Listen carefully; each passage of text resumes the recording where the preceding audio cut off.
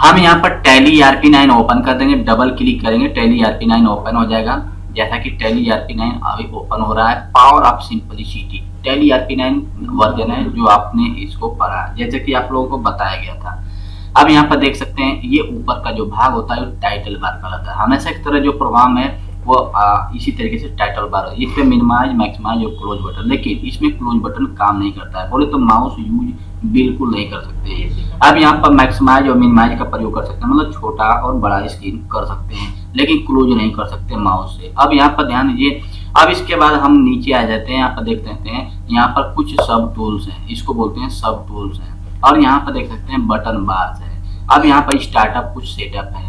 अब यहाँ पर जैसे देखेंगे कि अभी इसको पहले मैं बता रहा हूँ, इसके बाद इसको बताऊंगा। अब यहाँ पे स्टार्टअप यहाँ पर देख सकते हैं लिखा है कि लाइसेंसिंग ऑपरेशंस, मतलब कि जो भी कैंडिडेट अपने बिजनेस के लिए लाइसेंस गवर्नमेंट से ले रखा है तो लाइसेंस की उसको गवर्नमेंट द्वारा प्रोवाइड किया जाता है और वह लाइसेंस एक्टिव कराने के लिए इसी पर क्लिक करते हैं। हालांकि इस पे जब क्लिक करेंगे तो लाइसेंस एक्टिव करने के लिए कोड मांगेगा, उसका एड्रेस मांगेगा, लोकेशन और प्लस उसका जो आईडी प्रूफ होगा वो मांगेगा। वह इसके बाद एक्टिव हो जाता है और ये बिल्कुल ऑनलाइन चलेगा, ठीक है ना।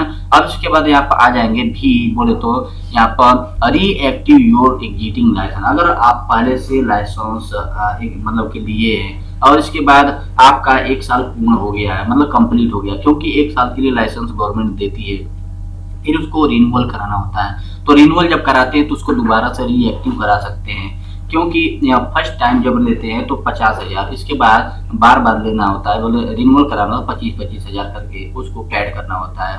प्रत्येक वर्ष का एक रेंट होता है, मतलब ये सॉफ्टवेयर को मतलब कि एक्टिव कराने का। तो हेलो, ये जो टैली जो प्रोग्राम है बहुत हल्के में, छोटा प्रोग्राम मत समझिए, यही वो टैली ERP9 है जो टैली को एक्टिव कराने के बाद इसकी कीमत बहुत बड़ी हो जाती है। मतलब एक्टिव अभी तो इसका कोई रेट नहीं है, मतलब कि कहीं से भी आप पेन ड्राइव में ले करके अपलोड कर सकते हैं, लेकिन यहाँ पे एजुकेशनल भी खुलेगा।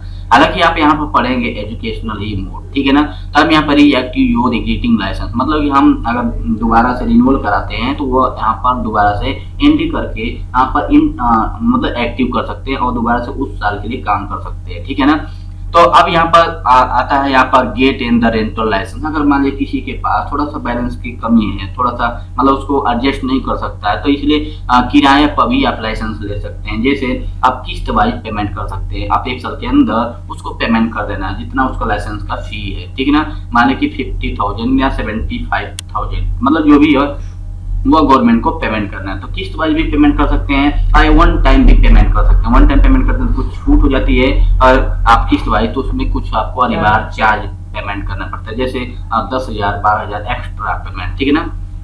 अब इसके बाद यहाँ पर लिखा है कॉन्फ़िगरेशन एग्जिस्टिंग लाइसेंस, मतलब कॉन्फ़िगर टू एग्जिस्टिंग लाइसेंस, मतलब आपने लाइसेंस ले लिया तो आपको कॉन्फ़िगर मतलब कराना पड़ता है, सेटअप कराना पड़ता है अपने मतलब कि अपने जो कंपनी के अंदर जो ऑडिटर रखना पड़ता है वो आपको मतलब ऑडिट करता है, वो क्या कहते हैं लाइसेंस को मतलब कि फिर से मतलब कि उसको कॉन्फ़िगर मतलब सेटअप कर देगा, आप एक्टिव हो जाता है। जैसे कि लाइसेंस ले लिया आपने, कॉन्फ़िगर नहीं कराया तो उसको कॉन्फ़िगर करा सकते हैं इंजीनियर को बुलाकर, ठीक है ना।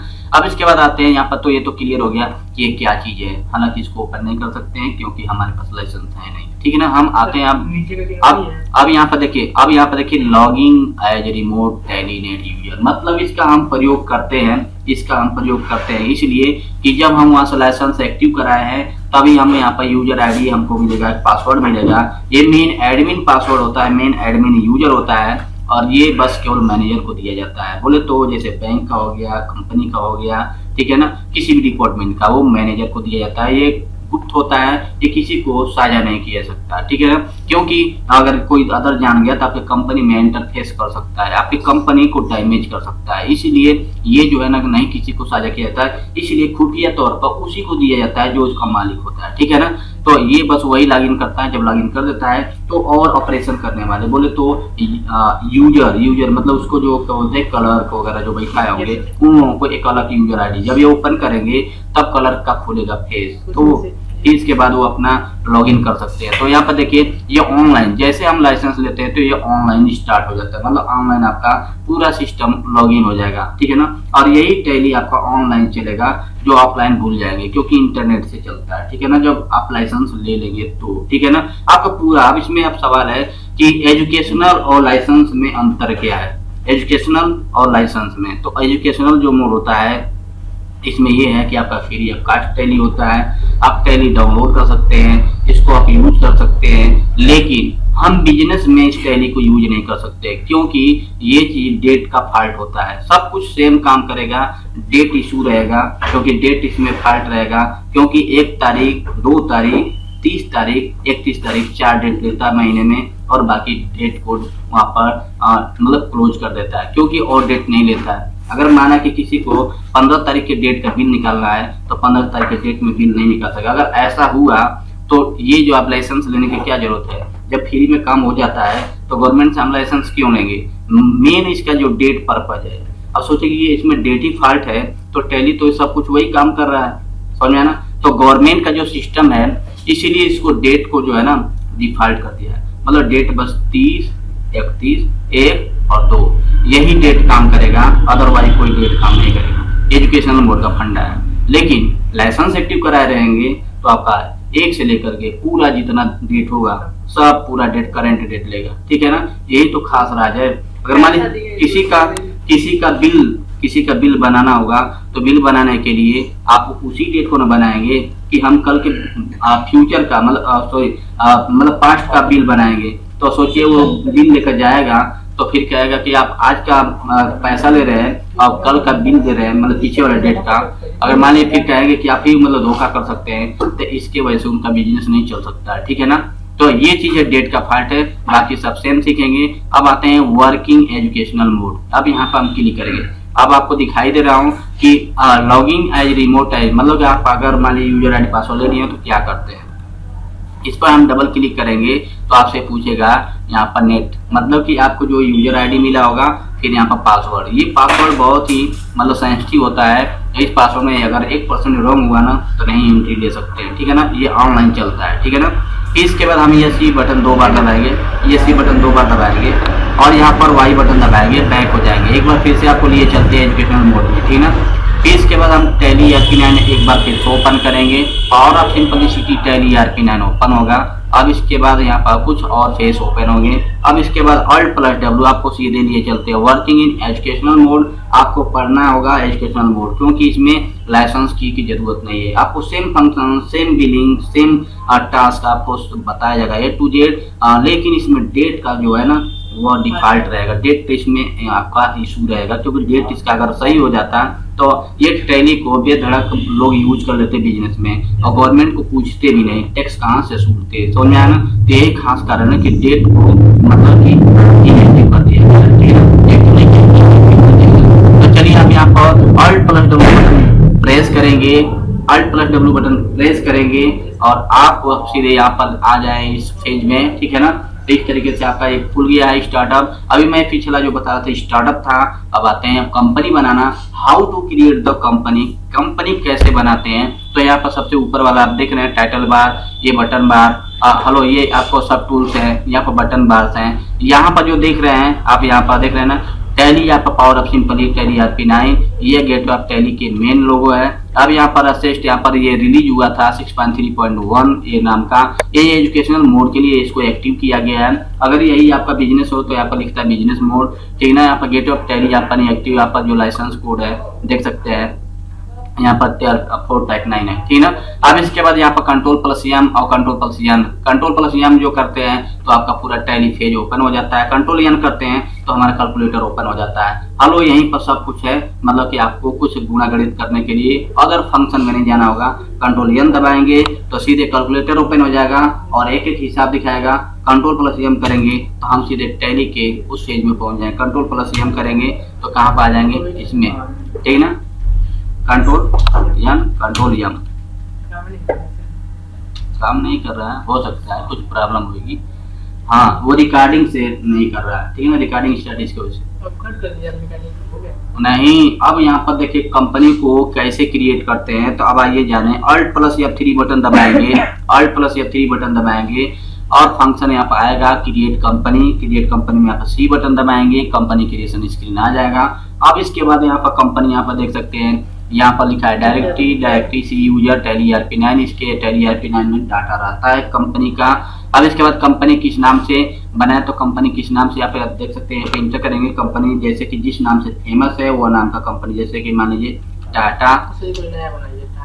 टाटा टीवीटी एलटीडी, ठीक है ना, मान लीजिए प्राइवेट लिमिटेड कंपनी बना। अब इसके बाद टाटा नाम का यहाँ पर कंपनी, अब देखिए यहाँ पर कागज में जो रजिस्टर्ड है, मतलब बोलते तो नाम दो दो होता है, जैसे घर पर कुछ नाम और होता है और कागज में कुछ और नाम होता है, तो कागजी नाम ही है जो बिल पे छपेगा। और जो आपका जो जिस नाम से फेमस है वो फेमस नाम ऊपर है, जो जिससे नाम लोग जानते हैं, ठीक है ना, तो आपके बिल पे ये छपेगा। और यही दोनों अगर नाम एक सेम है तो दोनों नाम सेम रहेंगे, मेलिंग नेम, और इसका मतलब समझ में आएगा ना, नेम में आपका जो फेमस नेम कंपनी का और वो दोनों नाम सेम है, मेलिंग भी, तो आपका जो दस्तावेज में भी छपता है वही चीज, तो आप यहाँ पर वही नाम दे सकते हैं, जैसे टाटा प्राइवेट लिमिटेड कंपनी। अब आते हैं एड्रेस, ये कंपनी कहाँ पर है, ये सीधे घोसी, ठीक ना, घोसी एड्रेस लिख देते हैं, ठीक ना, घोसी मिर्जा जमालपुर।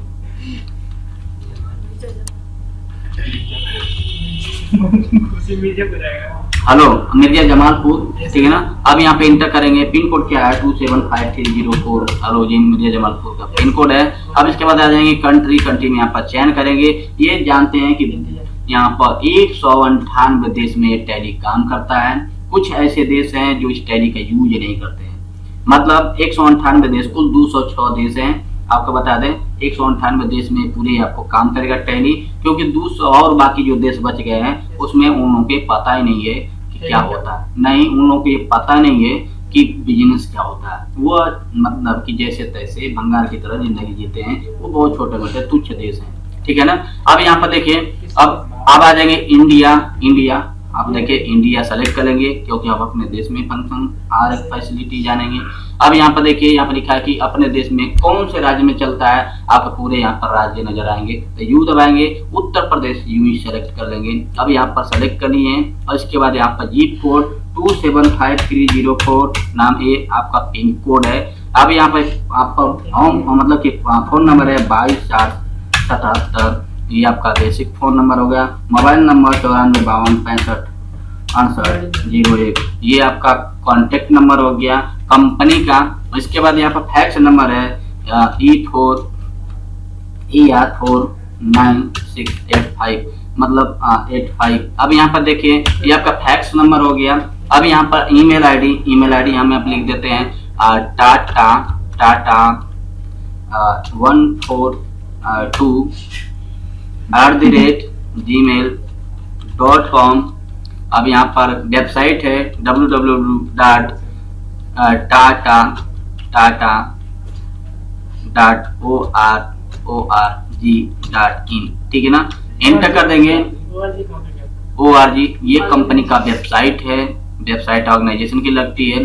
जब आप इंटरनेट पढ़ेंगे तो उसके बारे में समझ जाएंगे, अभी कोई सवाल नहीं। अब यहाँ पर ध्यान दीजिए 1/4/2022 यहाँ पर आपको बता दे, यहाँ पर लिखा हुआ है कि book from financial year detail. अब यहाँ पर आपको पढ़ना होगा फाइनेंशियल ईयर बिगिनिंग फ्रॉम, मतलब आपका फाइनेंशियल ईयर का डेट कब स्टार्ट होता है, 1 अप्रैल 2017। आप सोच रहे हैं कि मैं पीछे का डेट क्यों दे रहा हूँ, क्योंकि वाउचर एंट्री पास करते समय आपको रोक देगा, क्योंकि आप इसमें ओरिजिनल काम नहीं कर पाएंगे, इसीलिए आपको पूरी वाउचर एंट्री ही रोक देगा, आप उसमें कोई एंट्री नहीं कर पाएंगे करंट डेट डाले तो, ठीक है ना। अब यहाँ पर देखिए, अब 1 अप्रैल 2017 से स्टार्ट होगा और 31 मार्च 2018 यहाँ पर टाइप करेंगे, 31 मार्च 2018, इसके बीच में पूरे 365 दिन हो जाते हैं। अब इसके बाद इंटर करेंगे, ये आपका फाइनेंस ईयर, मतलब ये क्लोजिंग डेट हो गया, ये स्टार्टिंग डेट हो गया, मतलब कि कंपनी रजिस्टर्ड हुआ 1 अप्रैल 2017 को, 31 मार्च 2018 को क्लोज हुआ, 1 साल का ये लाइसेंस है, ठीक है ना।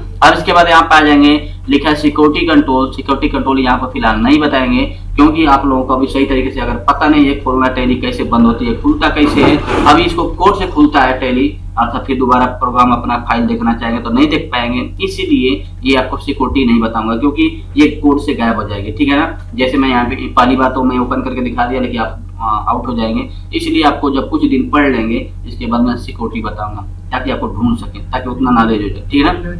अब इंटर कर देंगे विदाउट सिक्योरिटी का मैं बता रहा हूँ, ताकि आपको विदाउट सिक्योरिटी में आपको यहाँ पर टैली ढूंढ पाए, ठीक है ना। तो अब यहाँ पर देखिए आप लिखा है यूज सिक्योरिटी कंट्रोल, इसको हम मतलब कि नो रखेंगे क्योंकि सिक्योरिटी नहीं बताया, दो सिक्योरिटी है, हेलो दो सिक्योरिटी है, ठीक है ना। एक टैली बोर्ड पासवर्ड सीधे टैली में है बोले तो मेन एडमिन, और एक है यूजर कंट्रोल बोले तो कलर का, ठीक है ना। अभी आ जाएंगे इंटर करेंगे तो यहाँ पर लिखा हुआ कि बेस करेंसी सिंबल, यहाँ पर लिखा है बेस करेंसी इन्फॉर्मेशन, मतलब करेंसी का इन्फॉर्मेशन है।